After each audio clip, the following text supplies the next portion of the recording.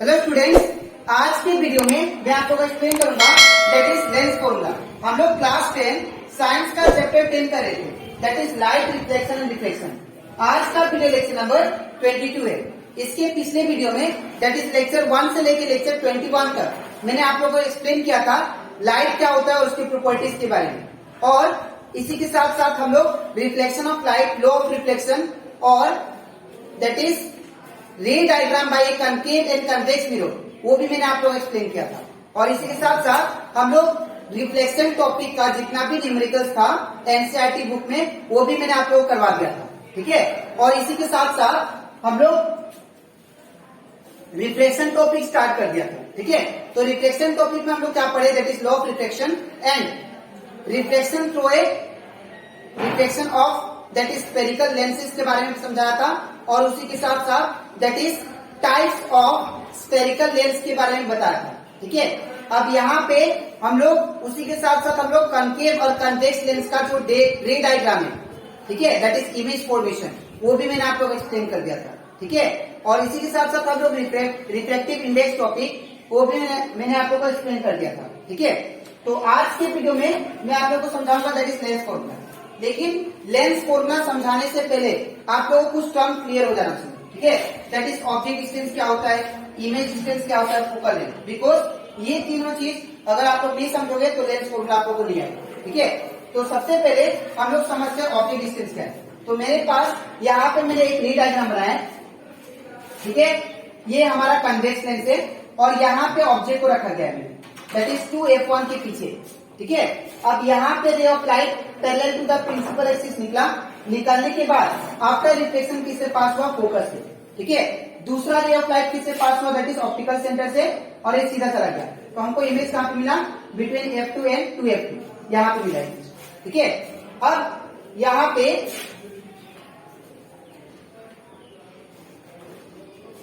अब यहाँ पे हमेशा डिस्टेंस हम लोग नापते हैं कहां से, ऑप्टिकल सेंटर से, ठीक है।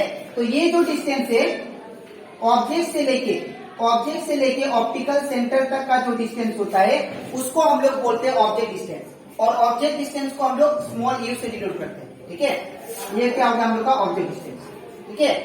Distance of the object from optical centre of the lens, distance from the object to the optical centre of the lens, ठीक है, उसको हम लोग क्या बोलेंगे, ऑब्जेक्ट डिस्टेंस। और बात करें इमेज डिस्टेंस का, तो इमेज डिस्टेंस को हम लोग v से डिनोट करते हैं, ठीक है। इमेज डिस्टेंस को हम लोग v से डिनोट करते हैं, ठीक है।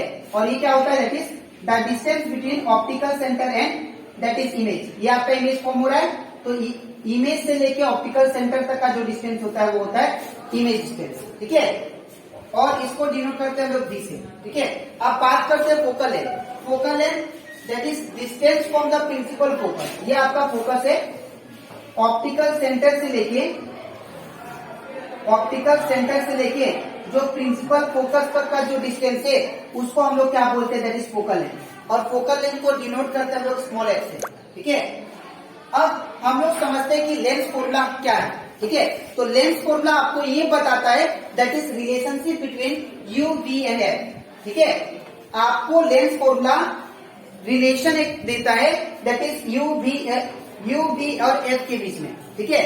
तो यहाँ पे जो relationship between U, V and F है, यू क्या है आपका ऑब्जेक्ट डिस्टेंस, वी क्या है इमेज डिस्टेंस, एंड एफ क्या है फोकल लेंथ, ठीक है। तो यहाँ पे जो फॉर्मूला होता है लेंस का formula that is 1/v minus 1/u equal to 1/f, ठीक है। और एक बात यहाँ पे, लेकिन इन केस ऑफ मिरर आपका जो फॉर्मूला बन जाता है that is 1/v plus 1/u equal to 1/f, ये आपका होता है दैट इज मिरर फॉर्मूला, ठीक है। लेकिन but in case of lens formula हम लोग का जो फॉर्मूला होता है that is 1/v minus 1/u equal to 1/f। तो अगर आपसे कोई पूछे कि व्हाट इज लेंस फॉर्मूला, तो आप लोग डायरेक्टली बोल देना it is the relationship between object distance, image distance and focal length. The formula which give the relationship between object distance, image distance and focal length is called lens formula, ठीक है। तो I hope आप लोग को ये topic that is lens formula अच्छे से clear हो गया होगा। अब इसके नेक्स्ट स्लाइड में मैं आप लोग को बताऊंगा दैट इज मैग्निफिकेशन क्या होता है, ठीक है। That is magnification of lenses, ठीक है। और उसमें कुछ इंपॉर्टेंट पॉइंट्स भी मैं आप लोग को समझाऊंगा जो कि आप लोग के लिए जब आप लोग न्यूमेरिकल सॉल्व करोगे उसमें आप लोग को हेल्प करेगा, ठीक है। तो इसके बाद हम लोग सीखते हैं that is magnification formula by lens. उससे पहले मैं आप लोग को बता देता हूं मैग्निफिकेशन मतलब क्या होता है। अगर हम लोग बात करें मैग्निफिकेशन का, तो मैग्निफिकेशन मतलब होता है कि कोई भी ऑब्जेक्ट को या इमेज को मैग्निफाइड करके देखना, ठीक है ना। मैग्निफाइड मतलब उसको एक्सपांड करके देखना, ठीक है। उसका साइज जो भी होगा वो साइज को हम लोग क्या करेंगे, मैग्निफाइड करेंगे, मतलब उसको एक्सपेंड करेंगे, ठीक है। तो जब उसको एनलार्ज करेंगे, एनलार्ज करके जब देखते हैं कोई भी ऑब्जेक्ट को, तब उसको हम लोग बोलते हैं मैग्निफिकेशन, ठीक है। और ये मैग्निफिकेशन का जो डेफिनेशन हो जाता है, it is the ratio of height of the image to the height of the object.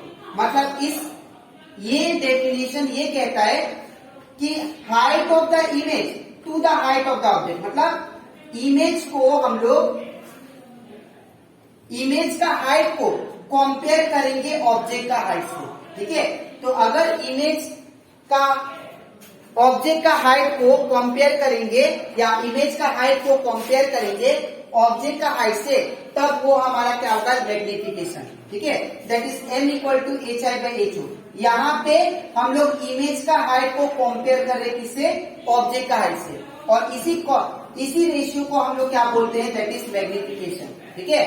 तो मैग्निफिकेशन मैंने लिखा है यहाँ पे, it is the ratio of height of the image to the height of the object, ठीक है।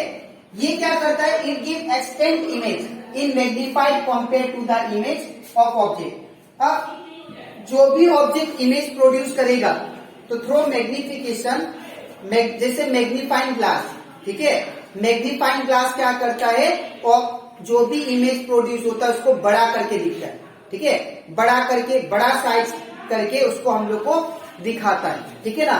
तो in the same way magnification भी ऐसा ही, ठीक है। अब यहाँ पे मैग्निफिकेशन का दो फॉर्मूला होता है, दैट इज एक तो होता है m equal to H I by H O, और दूसरा होता है m equal to that is v by u, ठीक है। अब यहाँ पे दो नोट लिखा है मैंने जो कि बहुत इंपॉर्टेंट है, ठीक है। पहला नोट ये है, इफ मैग्निफिकेशन m, अगर आपका m का वैल्यू आपका पॉजिटिव आता है, ठीक है, अगर आपका m का वैल्यू पॉजिटिव आता है, तब आप लोग क्या करोगे, that is it means image form is virtual. तो जो आपका इमेज बनेगा, जो नेचर होगा इमेज का, आप लोग डायरेक्टली लिख देना। जैसे कि m का वैल्यू सपोज मेरे पास 0.4 आया और भी पॉजिटिव में, तो दैट मीन्स हमारा नेचर ऑफ इमेज क्या होगा, दैट इज वर्चुअल, क्या होगा, वर्चुअल एंड इरेक्ट, ठीक है। आप हमेशा याद रखना, जब भी m का वैल्यू पॉजिटिव आए तो हमारा इमेज का नेचर क्या आएगा, वर्चुअल एंड इरेक्ट, ठीक है। अगर m का वैल्यू आपका नेगेटिव आता है, जैसे m का वैल्यू माइनस में आता है, तो हमेशा याद रखना जो इमेज बनेगा आपका, इमेज का जो नेचर होगा वो क्या होगा, that is real and inverted. अब ये यूटिलाइज कहाँ पे होगा, ये आपका यूटिलाइज होगा दैट इज न्यूमेरिकल में।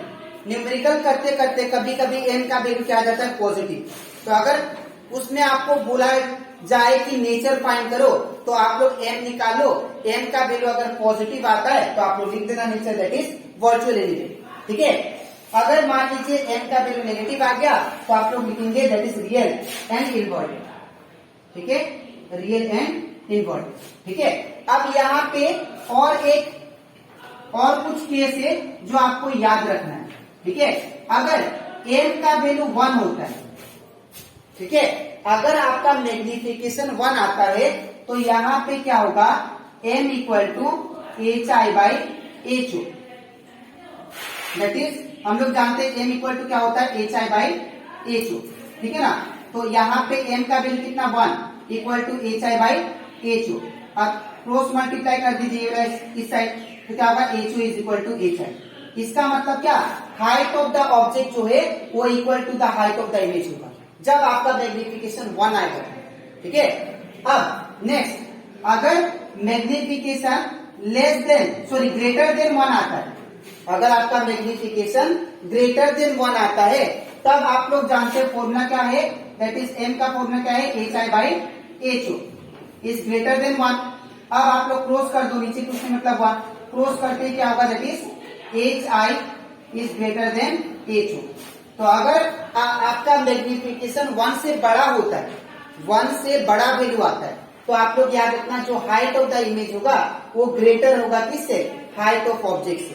ठीक है, नेक्स्ट और एक चीज है, दैट इज अगर m इज लेस देन 1 होता है, अगर m का वैल्यू 1 से छोटा होता है, तो आप लोग फिर से रख दो फॉर्मूला। m का फॉर्मूला क्या था, that is HI by HO। ठीक है, इज लेस देन 1, तो यहाँ पे HO कहाँ जाएगा, उस साइड, तो HI is less than HO। तो मतलब इसका मतलब क्या, हाइट ऑफ इमेज जो होगा वो स्मॉलर होगा हाइट ऑफ ऑब्जेक्ट से। ठीक है, तो ये था कंसेप्ट ऑफ मैग्निफिकेशन। ठीक है, तो मैंने आप लोग को दो तीन पॉइंट इसमें समझाया, वो चीज आप लोग याद रखना।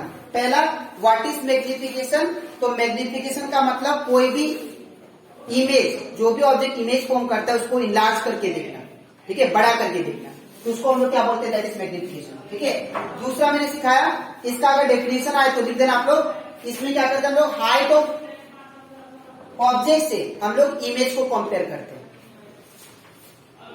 It is the ratio of height of the image to the height of the object. ठीक है, हाइट ऑफ द ऑब्जेक्ट से हम लोग हाइट ऑफ इमेज कंपेयर करते हैं। ठीक है, अब यहाँ पे क्या है, formula m equal to HI by HO, और यहाँ पे क्या है, m equal to V by UV होता है। ठीक है, और फिर मैंने क्या सिखाया, अगर m का वैल्यू पॉजिटिव आता है, अगर m का वैल्यू प्लस आता है, तो आप लोग जो नेचर लिखोगे इमेज का, वो क्या होगा, वर्चुअल इंडेक्स। अगर m का वैल्यू नेगेटिव आता है आपका न्यूमेरिकल में, ठीक है, तो आपको क्या लिखोगे, nature, that is real and important. ठीक है, फिर मैंने समझाया ये 3 केस जो कि इम्पोर्टेंट है। अगर m का वैल्यू इक्वल टू 1 आता है, अगर m का वैल्यू 1 आता है, तो याद रखना height of the image is equal to the height of the object होगा। ठीक है, अगर m ग्रेटर देन 1 है, मतलब 1 से बड़ा है m का वैल्यू, तो आप लोग याद रखना हाइट ऑफ द इमेज क्या होगा, बड़ा होगा हाइट ऑफ ऑब्जेक्ट से। ठीक है, अगर m का वैल्यू लेस है, ठीक है, m का वैल्यू क्या है, लेस है 1 से, ठीक है, तो यहाँ पे क्या होगा, हाइट ऑफ द इमेज क्या होगा, छोटा होगा हाइट ऑफ द ऑब्जेक्ट से। ठीक है, तो यहाँ पे जो इमेज का साइज होता है,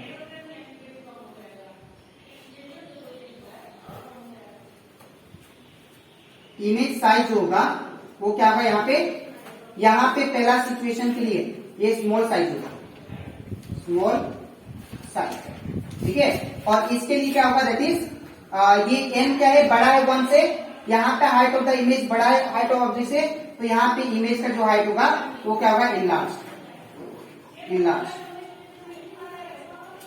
ठीक है, और यहाँ पे इस सिचुएशन के लिए हाइट ऑफ इमेज क्या है, हाइट ऑफ ऑब्जेक्ट से छोटा है, तो आप लोग क्या लिखना, दैट इज स्मॉल साइज या डिमिनिश्ड।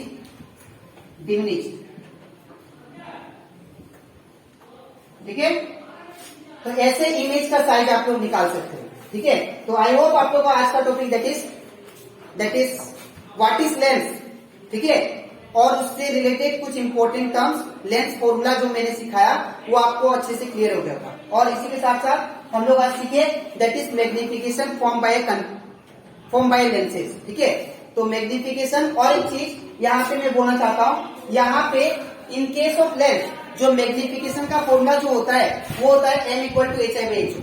ठीक है, but in case of m equal to HI by HO और m equal to V by, but in case of mirror आपको याद रखना, इन केस ऑफ मिरर एक मैग्निफिकेशन का फॉर्मूला होता है HI बाई HO होता है। ठीक है, बट दूसरा वाला जो होता है उसमें क्या होता है, स्टूडेंट कंफ्यूज होते हैं, उसमें क्या होता है, माइनस V बाई होता है, माइनस V बाई। तो याद रखिएगा ये मिरर का केस में याद रखिएगा। ठीक है, but in case of lens m equal to V by होगा।